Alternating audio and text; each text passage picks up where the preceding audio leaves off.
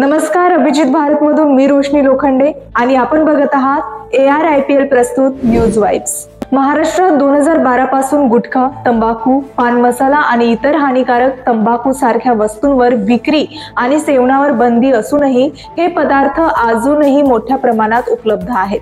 कधी कधी ते स्विगी सारख्या ॲप्सद्वारे देखील वितरित केले जातात।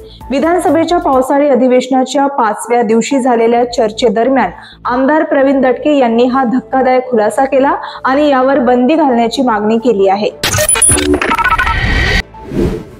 महाराष्ट्र सरकारने ऐतिहासिक निर्णय घेतला आहे। आता दरवर्षी 3 ऑक्टोबर हा दिवस अभिजात मराठी भाषा दिन म्हणून साजरा करण्यात येणार आहे। मराठी भाषेला अभिजात भाषेचा दर्जा मिळाल्यानंतर हा दिवस खास मराठीच्या गौरवासाठी समर्पित केला जाणार आहे।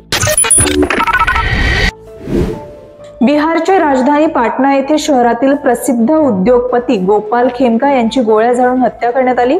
गांधी मैदान पोलीस स्टेशन परिसरातील राम गुलाम चौकाजवळ ही घटना घडली। या हत्येने पाटणा शहरात मोठी खळबळ उडाली असून कायदा आणि सुव्यवस्थेवर पुन्हा एकदा प्रश्नचिन्ह निर्माण झाले आहे। अमेरिकेतील टेक्सासमध्ये पुरामुळे कहर झाला आहे। महिनाभराचा पाऊस काही तासांतच पडल्यामुळे परिस्थिती इतकी बिकट झाली आहे की आतापर्यंत 24 जणांचा मृत्यू तर 20हून अधिक मुली बेपत्ता झाल्या आहेत। आतापर्यंत 237 जणांना वाचवण्यात आल्याची माहिती मिळाली आहे।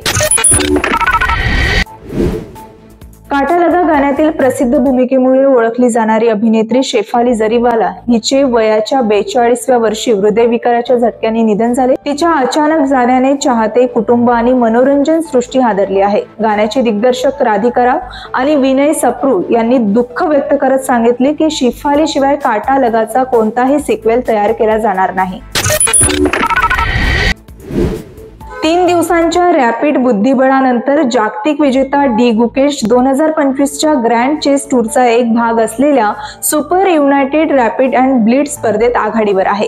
क्रोएशियातील झाग्रेब येथे त्याने 18 पैकी 14 गुण मिळवून स्पर्धेच्या ब्लिट्झ भागात प्रवेश केला आहे।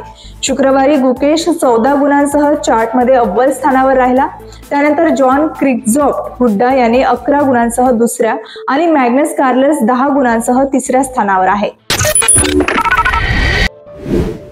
तर आजची न्यूज वाइब्स इथेच संपते। आपण पुन्हा भेटूया नवीन घडामोडींसह। तोपर्यंत बघत रहा अभिजित भारत। अभिजित भारत, पहुंचे हर खबर तक।